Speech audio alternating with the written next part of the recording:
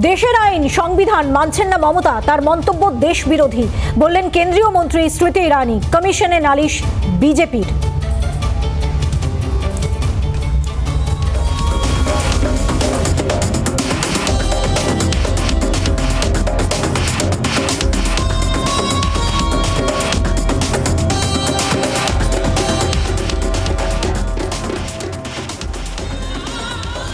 দেশের কথা দশের কথায় প্রথমেই আমরা নজর রাখবো প্রধানমন্ত্রী নরেন্দ্র মোদীর পরীক্ষা পে চর্চার দিকে। হ্যাঁ, কোভিড আবহে যেভাবে পড়ুয়ারা বীতশ্রদ্ধ হয়ে যাচ্ছে এবং তারা যেভাবে মানসিক অস্বস্তিতে ভুগছে তারই পরামর্শ দিলেন সেখান থেকে রেহাই পাওয়ার প্রধানমন্ত্রী নরেন্দ্র মোদী।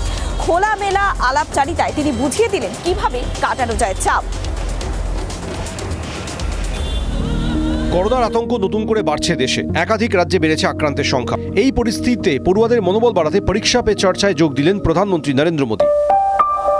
नमस्कार ऑनरेबल पीएम सर, मेरा नाम यान पल्लवी है, मैं 9वीं कक्षा पढ़ रही हूँ। ভিডিও কনফারেন্সের মাধ্যমে ছাত্রছাত্রীদের সঙ্গে কথা বললেন। अब जानते हैं हम पिछले 1 साल से कोरोना के बीच जी रहे हैं और उसके कारण हर किसी को नया नया इनोवेशन करना पड़ रहा है। मुझे भी आप लोगों से मिलने का मोह इस बार छोड़ना पड़ रहा है और मुझे भी एक नए फॉर्मेट में आपके बीच आना पड़ रहा है। এদিন তাদের সামনে খোলামেলা আলোচনায় অংশ নেন। তাদের চাপ কাটানোর উপায়ও বাতলে দেন প্রধানমন্ত্রী। पहले माँ बाप बच्चों के साथ ज्यादा इन्वॉल्व रहते थे और सहज भी रहते थे और कई विषयों पर इन्वॉल्व रहते थे। आज जो भी इन्वॉल्व रहते हैं वो ज्यादातर कैरियर, एग्जाम, पढ़ाई, किताब, सिलेबस, मैं उसको सिर्फ इन्वॉल्वमेंट नहीं मानता और इससे इन्हें अपने बच्चों के असली सामर्थ्य का पता नहीं होता। अगर माँ बाप ज्यादा इन्वॉल्व है तो बच्चों की रुचि, प्रकृति, प्रवृत्ति इस सबको अच्छी तरह समझते हैं और जो कमियां हैं उन कमियों को समझ करके उसको भरने की कोशिश करते हैं और उसके कारण बालक का कॉन्फिडेंस लेवल बढ़ता है। ছাত্রছাত্রীদের পাশাপাশি অভিভাবক অভিভাবিকাদেরও প্রয়োজনীয় পরামর্শ দিয়েছেন প্রধানমন্ত্রী। मैं अपना अनुभव बताता हूँ। जब मैं मुख्यमंत्री था, प्रधानमंत्री बना, तो मुझे भी बहुत कुछ पढ़ना पड़ता है, बहुत कुछ सीखना पड़ता है, बहुतों से सीखना पड़ता है, चीज़ों को समझना पड़ता है। तो मैं क्या करता था, जो मुश्किल बातें होती हैं, जिसके निर्णय थोड़े गंभीर होते हैं, मैं मेरे सुबह जो शुरू करता हूँ तो कठिन चीज़ों से शुरू करना पसंद करता हूँ। मुश्किल से मुश्किल चीज़ें मेरे अफसर मेरे सामने लेकर के आते हैं, तो उनको मालूम है कि वो मेरा एक अलग मूड होता है। मैं चीज़ों को बिल्कुल तेज़ी से समझ लेता हूँ, निर्णय करने की दिशा में आगे बढ़ता हूँ।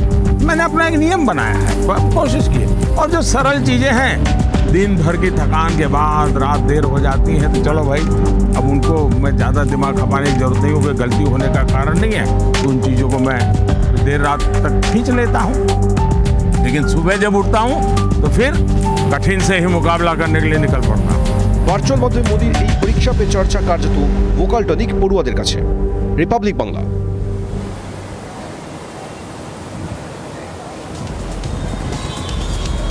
চতুর্থ দফা নির্বাচনের আগে রাজ্যে মেগা র্যালি করছেন অমিত শাহ।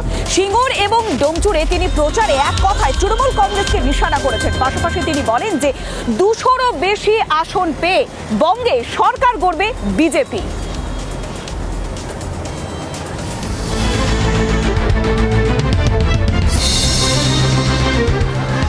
কখনো আদিবাসী পরিবার, কখনো নিম্নবর্গ, রাজ্যে এসে এভাবেই মধ্যাহ্নভোজন পর্ব সেরেছেন কেন্দ্রীয় স্বরাষ্ট্রমন্ত্রী। চতুর্থ দফার ভোট প্রচারে হাওড়ার ডোমজুড়ে ভ্যান চালকের বাড়িতে মধ্যাহ্নভোজন পর্ব সারলেন বিজেপির হাই প্রোফাইল এই নেতা। ভোট প্রচারে হাওড়ার ডোমজুড়ে বিজেপি প্রার্থী রাজীব বন্দ্যোপাধ্যায়ের সমর্থনে রোড শো করেন তিনি। 10ই এপ্রিল ভোট সিঙ্গুরে। 1 দশক আগে রাজ্য রাজনীতির পালাবদলে গুরুত্বপূর্ণ ভূমিকা নেয় এই কেন্দ্র। 1 দশক পর পরিবর্তন বনাম প্রত্যাবর্তনের মেগা লড়াই। ডোমজুড়ের আগে হুগলির সিঙ্গুরে প্রচার সারেন কেন্দ্রীয় স্বরাষ্ট্রমন্ত্রী।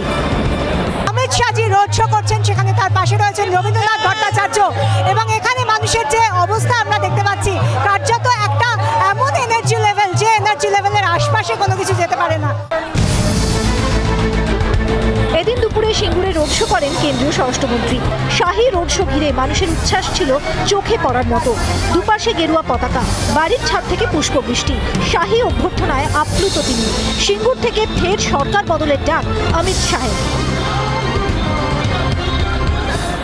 निश्चित रूप से बंगाल की जनता, चाहे सिंगूर हो, चाहे नंदीग्राम, सुंदरवन हो या जंगल महल, उत्तर बंगाल हो या दक्षिण बंगाल, 24 परगना हो या कलकत्ता, सब जगह पे परिवर्तन चाहती है।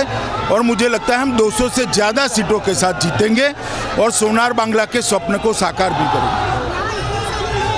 देखिए, यही बताता है कि सिंगूर की जनता मोदी जी पर आस लगाकर परिवर्तन के लिए खड़ी है।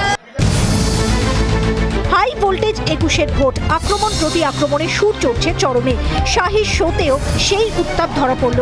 এখন দেখার ভোট বাক্সে এর প্রতিফলন কতটা হয়। এখনো পর্যন্ত যা ছবি দেখা যাচ্ছে তাতে কিন্তু অবশ্যই সমর্থকরা উচ্ছ্বসিত। প্রত্যেকের মুখে একটাই কথা যে জয় শ্রীরাম, এবং তারা মনে করছেন যে বিজেপির হাত ধরে অবশ্যই উন্নয়ন হবে। ক্যামেরায় রজনীকান্ত মেরার সঙ্গে প্রিয় মজুমদারের রিপোর্ট, রিপাবলিক বাংলা।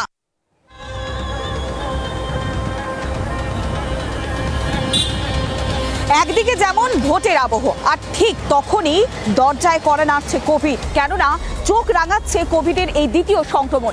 আর এই দ্বিতীয় সংক্রমণে বড়দের তুলনায় বেশি করে সংক্রমিত হচ্ছে ছোটরা, আর এতেই আতঙ্কের প্রহর গুনছে স্বাস্থ্য মন্ত্রক।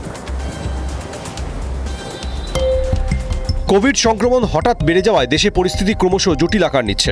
দুদিন আগে প্রথম একদিনে আক্রান্তের সংখ্যা ছাড়ায় 1 লক্ষ।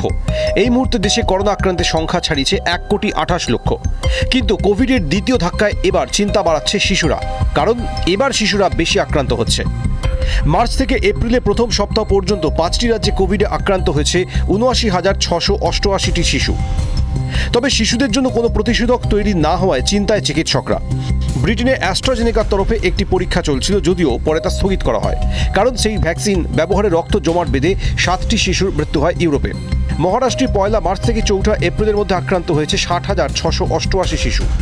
এর মধ্যে 9,882 শিশু 5 বছরের নিচে। ছত্তিশগড়ে আক্রান্ত 5,940টি শিশু, যার মধ্যে 922টি শিশু 5 বছরের নিচে। দিল্লিতে 2,733টি শিশু গত 1 মাসে আক্রান্ত হয়েছে। বিশেষজ্ঞদের মতে যে সমস্ত শিশুর রোগ প্রতিরোধ ক্ষমতা কম এবং কোভিড সতর্কতা মানা হচ্ছে না, সেই সমস্ত শিশুগুলি আক্রান্ত হচ্ছে বেশি। গত 24 ঘন্টা দেশে আক্রান্তের সংখ্যা 1,15,736, যা সর্বকালীন রেকর্ড। এই কারণে বিশেষজ্ঞরা মনে করছেন অবিলম্বে যদি কেন্দ্র সরকার কঠোর পদক্ষেপ না করে, তাহলে পরিস্থিতি হাতের বাইরে চলে যেতে পারে। আর সে কারণেই পরিস্থিতি বিচার করে ইতিমধ্যে পাঞ্জাবে নাইট কারফিউ জারি করা হয়েছে। সমস্ত রকমের রাজনৈতিক সভা মিছিল নিষিদ্ধ হয়েছে। ছত্তিশগড়ের রায়পুরে 9 থেকে 19 এপ্রিল লকডাউন ঘোষণা করা হয়।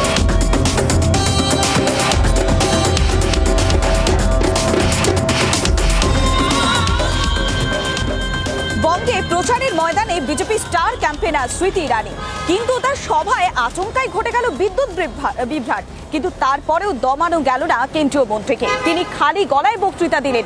জলপাইগুড়ি সহ একাধিক ইস্যু, যেমন কাটমানি, সিন্ডিকেট, নারী নির্যাতন সহ বিভিন্ন বিষয় তৃণমূল কংগ্রেসকে তুললেন কাঠগোড়ায়।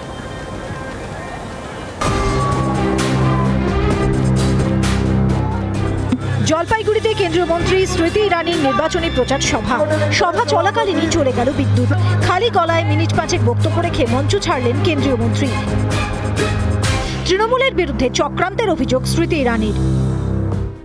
আমি জানি টিএমসির নেতারা লাইট কেটেছে,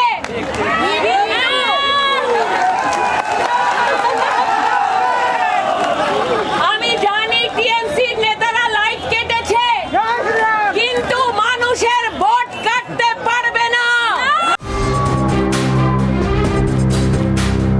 ভোট প্রচারে রাজ্যে এসে নারী নির্যাতনের প্রশ্নে তৃণমূলের বিরুদ্ধে তোপ দাগলেন স্মৃতি ইরানি। আদিবাসী নারীদের উপর নির্যাতনের ঘটনা নিয়ে সরব হলেন কেন্দ্রীয় মন্ত্রী। তৃণমূল সরকারে মহিলার ধর্ষিতা হওয়া তৃণমূলের নেত্রী মমতা ব্যানার্জি ওকে একটা সাধারণ ঘটনা বলে। এটার আমাদের জন্য লজ্জার কথা কি জলপাইগুড়িতেও আদিবাসী মেয়েদেরকে ধর্ষিত করা হয়েছে, ওদেরকে মারা গেছে, তবুও তৃণমূল সরকার ন্যায় করতে পারল না। তাই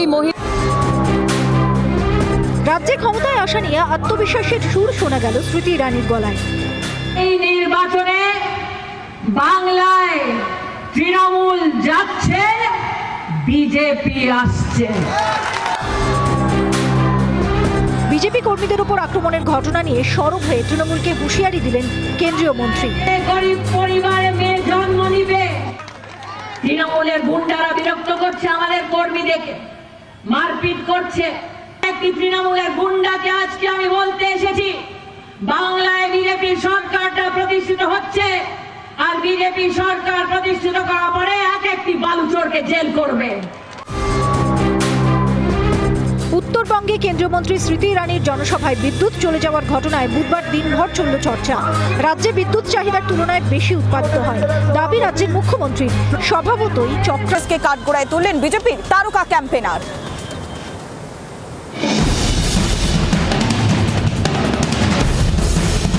রিয়েল লাইফে তিনি মহাগুরু, রিয়েল লাইফেও তিনি বাঙালির আইকন। 21-এর বিধানসভায় তিনি গেরুয়া শিবিরের স্টার ক্যাম্পেনার। চতুর্থ দফার ভোটের আগে প্রচারে কার্যত ঝড় তুললেন তিনি। মহাগুরুর রোড শো ঘিরে মানুষের উচ্ছ্বাস এবং উদ্দীপনা ছিল চোখে পড়ার। প্রচার পর্ব থেকে মমতার সরকারকে তুলোধনা করলেন তিনি।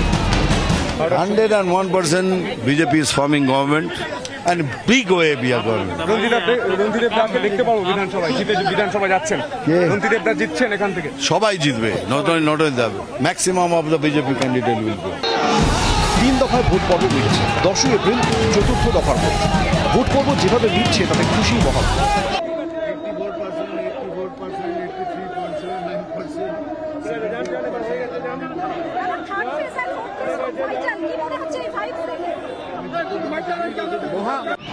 দলীয় প্রার্থীর সমর্থনে মহাগুরু রোড শো এদিনও ধরা পড়ে চেনা ছবি।